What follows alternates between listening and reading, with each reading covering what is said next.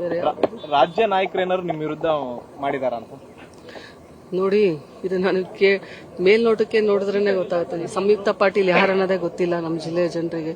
ಎಲ್ಲೋ ಅರ್ಜಿ ಹಾಕಿಲ್ಲ, ಎಲ್ಲೂ ಕೂಡ ಇವತ್ತು ಅದೇ ಕಮ್ಯುನಿಟಿಯವರು ಇವತ್ತು ಪಂಚಮಸಾಲಿ ಸಮುದಾಯದ ಟೂಯ ಹೋರಾಟದಲ್ಲಾಗಿರ್ಬೋದು, ಸಮುದಾಯದ ಸಂಘಟನೆಯಲ್ಲಾಗಿರ್ಬೋದು, ಎಲ್ಲದರಲ್ಲೂ ಮುಂದಿದ್ದಂತೊಳು ನಾನು. ಇವತ್ತು ಏನು ಈ ನನ್ನನ್ನು ಯಾಕೆ ಕೈ ಬಿಟ್ಟಿದ್ದಾರೆ ಅಂತ ಅದು ನನಗೆ ತಿಳಿತಾ ಇಲ್ಲ. ಎಲ್ಲರಿಗೂ ಕೊಟ್ಟಿದ್ದಾರೆ. ನಾನು ಒಬ್ಳೇ ಕಳೆದ ಬಾರಿ ಏಕೈಕ ಮಹಿಳೆ ನಾನು ಕರ್ನಾಟಕದಿಂದ ಸ್ಪರ್ಧೆ ಮಾಡಿದಂತವಳು. ಇವತ್ತು ಅಂಥದ್ರಲ್ಲಿ ನನ್ನ ಒಬ್ಳನೇ ಉದ್ದೇಶ ಏನು ಅಂತ ನನಗೂ ಅರ್ಥ ಆಗಿಲ್ಲ. ನಿಮಗೆ ಶಾಸಕರು ಬೆಂಬಲ ಇಲ್ಲ ಅನ್ನುವಂತ ಚರ್ಚೆ ನೋಡ್ರಿ, ಅವ್ರ ಚುನಾವಣೆಯಲ್ಲಿ ಪ್ರತಿಯೊಬ್ಬರು ಚುನಾವಣೆಯಲ್ಲೂ ನಾನು ಕೆಲಸ ಮಾಡಿದ್ದೀನಿ. ಪ್ರತಿಯೊಬ್ಬರು ಅಸೆಂಬ್ಲಿ ಚುನಾವಣೆಯಲ್ಲಿ ನಾನು ಅವರ ಕ್ಷೇತ್ರಗಳಿಗೆ ಹೋಗಿ ಪ್ರಚಾರದಿಂದ ಇದ್ದು ಅವ್ರನ್ನ ಗೆಲ್ಲಿಸೋವರೆಗೂ, ಅವ್ರು ಟಿಕೆಟ್ ಕೊಡಿಸೋಲು ಕೂಡ ಪ್ರಾಮಾಣಿಕವಾಗಿ ನಾನು ಪ್ರಯತ್ನವನ್ನ ಮಾಡಿ ಇವ್ರಿಗೆ ಕೊಟ್ಟರೆ ಆಗುತ್ತೆ, ನಾವೆಲ್ಲ ಗೆಲ್ಸ್ಕೊಂಡ್ಬರ್ತೀವಿ ಅಂತೇಳಿ ನಾನು ಒಂದು ಪ್ರಯತ್ನ ಮಾಡಿದಂತಳು.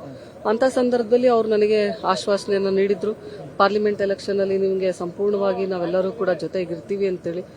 ಇದನ್ನ ಯಾವ ಒಂದು ಉದ್ದೇಶಕ್ಕೆ ಅವ್ರು ಮಾಡಿದಾರೆ ನೀವು ಅವ್ರನ್ನೇ ಕೇಳಿ ತಿಳ್ಕೊಬೇಕು. ಕ್ಷೇತ್ರದಾದ್ಯಂತ ಭಾರಿ ಪ್ರತಿಭಟನೆ ನಡೀತಾ ಇದೆ. ನಿಮಗೆ ಟಿಕೆಟ್ ಕೊಡಬೇಕು ಅನ್ನುವಂತ ನಿಟ್ಟಿನಲ್ಲಿ ಕ್ಷೇತ್ರದಲ್ಲಿ ಬೀದಿಗಿಳಿದು ಹೋರಾಟ ನಡೀತಾ ಇದೆ. ನೋಡಿ, ಇದು ನಮ್ಮ ಜಿಲ್ಲೆಯ ಒಂದು ಜನರ ಪ್ರೀತಿ ಅಭಿಮಾನ ಅಂತ ಹೇಳೋದಕ್ಕೆ ಬಯಸ್ತೀನಿ. ನನಗಿರೋದೇ ಇದೊಂದು ಕೊನೆ ಅವಕಾಶ. ನನ್ನ ಜಿಲ್ಲೆಯ ಜನರು ನಾನು ಕಳ್ಕೊಳೋದಕ್ಕೆ ಬಯಸಲ್ಲ. ಅವ್ರಿಗೆಲ್ಲ ಆತಂಕ ಶುರುವಾಗಿದೆ, ಎಲ್ಲಿ ನಮ್ಮ ನಾಯಕಿ ನಮ್ಮನ್ನ ಕೈ ಬಿಟ್ಟು ಹೋಗ್ತಾಳೋ ಅಂತೇಳಿ. ಇದೊಂದು ಕೊನೆ ಅವಕಾಶ ನನಗೆ ಜಿಲ್ಲೆಯಲ್ಲಿ ಸೇವೆ ಸಲ್ಲಿಸೋದಕ್ಕೋಸ್ಕರ ಇರುವಂಥದ್ದು. ಇದನ್ನು ಇವರು ಈ ತರ ಮಾಡಿದ್ರು ಅಂತಂದ್ರೆ ಒಬ್ಬ ಹೆಣ್ಮಗಳಿಗೆ ಅನ್ಯಾಯ ಮಾಡದಂಗೆ ಅಂತ ಹೇಳೋದಕ್ಕೆ ಬಯಸ್ತಾರೆ.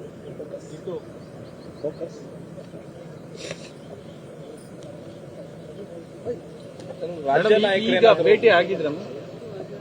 ಈಗ ಖರ್ಗೆ ಅವ್ರನ್ನ ಭೇಟಿ ಆಗಿದ್ರ?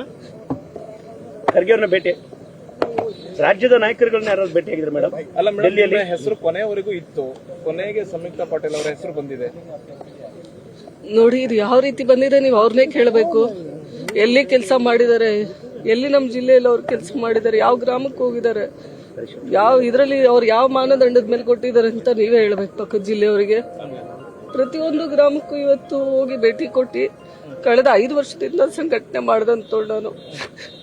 ಇವತ್ತು ಗೊತ್ತಿಲ್ಲ ಅದಕ್ಕೆ ಏನು ಅಂತೇಳಿ.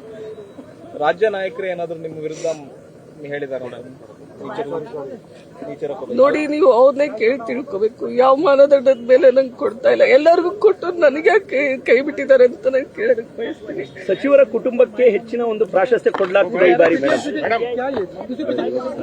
ನೋಡಿ, ಇವತ್ತು ಸಾಯಂಕಾಲ ಪಟ್ಟಿ ಬಿಡುಗಡೆ ಆಗುತ್ತೆ. ಆ ಪಟ್ಟಿ ಬಿಡುಗಡೆ ಆದ್ಮೇಲೆ ನಾನು ಖಂಡಿತವಾಗ್ಲೂ ಪ್ರೆಸ್ ಮೀಟ್ ಅನ್ನ ಮಾಡ್ತೀನಿ, ಕರಿತೀನಿ ಮಾಧ್ಯಮದ ಮೂಲಕ. ಇಲ್ಲೇ ಡೆಲ್ಲಿಯಲ್ಲೇ ನಾನು ಪ್ರೆಸ್ ಮೀಟ್ ಮಾಡ್ತೀನಿ. ನಾನು ನನಗೆ ಗೊತ್ತಾಗ್ಬೇಕಲ್ಲ ಯಾವ ಮಾನದಂಡದ ಮೇಲೆ ಕೈ ಬಿಡ್ತಾ ಇದ್ದಾರೆ. ಆಕ್ಟಿವ್ ಆಗಿಲ್ಲಪ್ಪ, ಕಳೆದ ಬಾರಿ ಠೇವಣಿ ಕಳ್ಕೊಂಡಿದ್ದೀನಿ, ಇಲ್ಲ ಅಂತಂದ್ರೆ ಕ್ಷೇತ್ರದ ಜನ ನನ್ನನ್ನು ರೆಕಗ್ನೈಸ್ ಮಾಡಲ್ವೋ, ಏನಾದ್ರೂ ಬೇಕಲ್ಲ. ಇವತ್ತು 5 ವರ್ಷ ಸತತವಾಗಿ ನನ್ನ ಕ್ಷೇತ್ರದ ಜನ ಜೊತೆಗೆ ನಾನು ಇದ್ಕೊಂಡು ಅವ್ರ ಕಷ್ಟ ಸುಖಗಳಿಗಾಗಿ ಎಲ್ಲ ಒಂದು ಕಾರ್ಯಕ್ರಮಗಳಿಗೂ ನಾನು ಪಾಲ್ಗೊಂಡು ಎಷ್ಟು ಜನ ಇವತ್ತು 8 ಮತಕ್ಷೇತ್ರಗಳು ಬರುತ್ತೆ ನನಗೆ ಲೋಕಸಭಾ ವ್ಯಾಪ್ತಿಯಲ್ಲಿ.